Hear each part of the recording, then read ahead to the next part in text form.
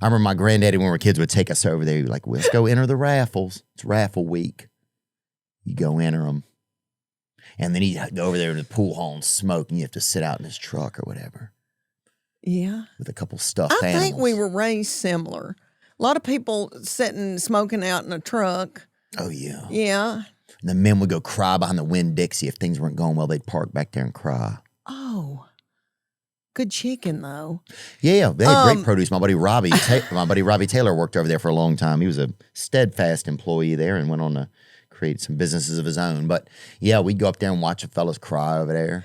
There were people crying outside of the Winn-Dixie. In the back, not out front. If you were crying out front, that's a gay guy. You know what I'm saying? The real men parked and cried in the back. If you were just up there having a little too much trouble getting one of those big bags of ice out of the icebox thing, that's just a fella that's afraid to admit something to his wife. You know? Oh. You kill me. Louisiana, is that where you were raised? Yeah.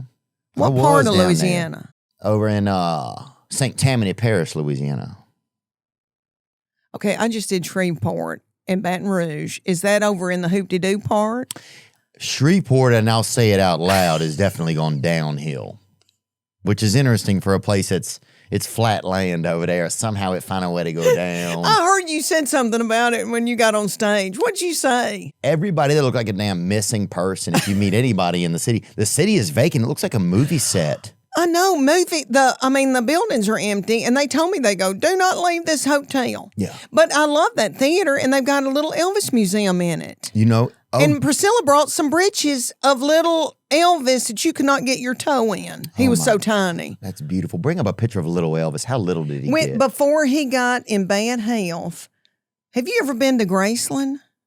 Yes, I have. And you've seen all those jumpsuits, and they were his little waist? He was getting little as he got older. Look, there's little baby Elvises. Look at little Elvis right there, and they probably had him down singing already. Probably 11 months old, they got him out there. I know, and his little daddy had written bad checks just to take care of their family. He couldn't help it. And he had dysplasia. That's how he got the hips going. You know that? No. Yeah, like an Australian shepherd. That's how it happened in the beginning. He didn't know what he was doing, dude. He wasn't. If you're like, he's a dancer. No, he ain't. Damn, he just got a loose back. Are you kidding me? Because you know that I'm gullible. You can tell that about me. You can smell it. Honey. Okay. Honey bun. He had dysplasia. Baby girl, I'm not joking with you. Yeah, he had dysplasia. He had a damn fucking loose tailbone, dude. He was missing a couple joists on that thing. And yeah, and he just had that TikTok in him, you know? Hell, we had an Elvis impersonator in our neighborhood. And he had the same thing. He had a thing, this guy, he broke his leg, right? He had a couple children. He kept them on an electric fence in our neighborhood because they were his prized possessions. And I actually respected that.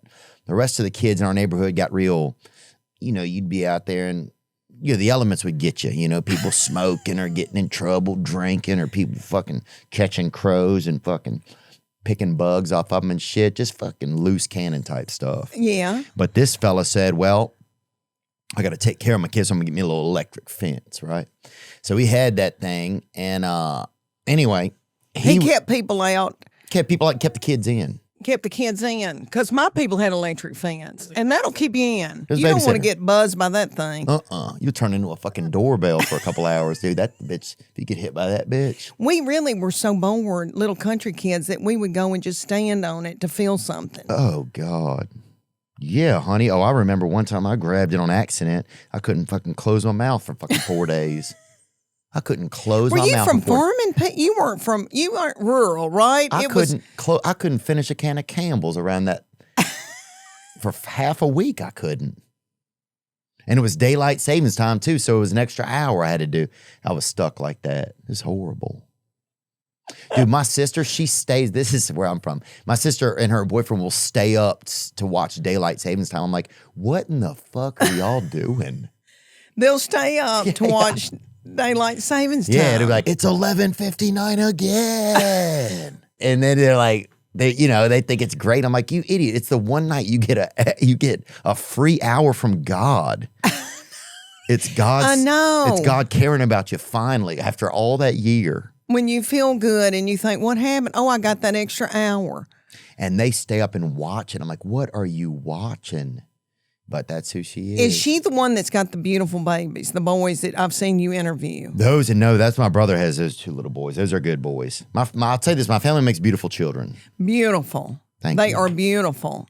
And that's why I call you beautiful, Theo, and you need to receive that.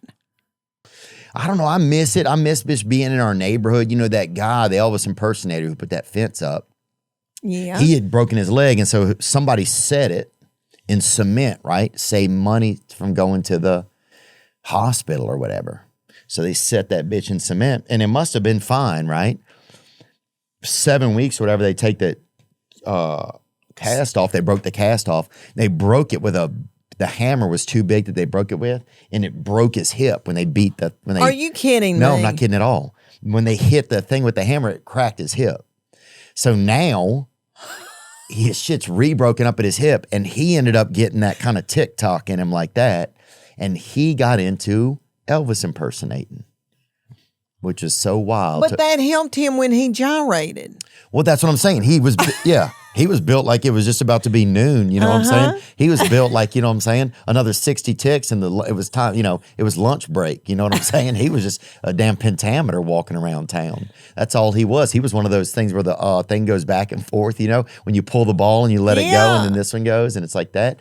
That was him. He was just TikTok my gutter right there and he was just cruising around. But yeah, he had a couple kids, kept them in the yard. And I don't remember what that story was about. Kept him in the yard. And that was the electric fence that he got. And I don't remember how all that started. All right, let me ask you, how far is St. Francisville? Is that anywhere near where you were raised? That's about 2.5 hours from me. You know who it was from there that you're making me think of? Who? John Morgan, the Raging Cajun. Raging Cajun. I opened for him. You did? I've opened for him. Bring him up. He was a good storyteller, and he still is. And he could get a crowd going. God, he could. Very high energy. John Morgan, the Raging Cajun. That was at the Stardome. I opened for him, or featured for him at the Stardome, and then in San Antonio. Play a clip of his real quick if we can, or just, is he still doing it, I wonder? Yeah, I think so. God, there was nobody like him, and he had adopted. 30 years of being together, you make love and you move on. You get up and you move on. You ask the right questions. You want some nut butters and milk? Well, ain't nothing like nut butters after busting the nut, boy. I'm tell you right now. With a glass of whole milk, shit. Bitch, I'm at the point of my life where you can ask me, you want to fuck or you want nut butter cookies and milk? That's whole milk? Pour that glass.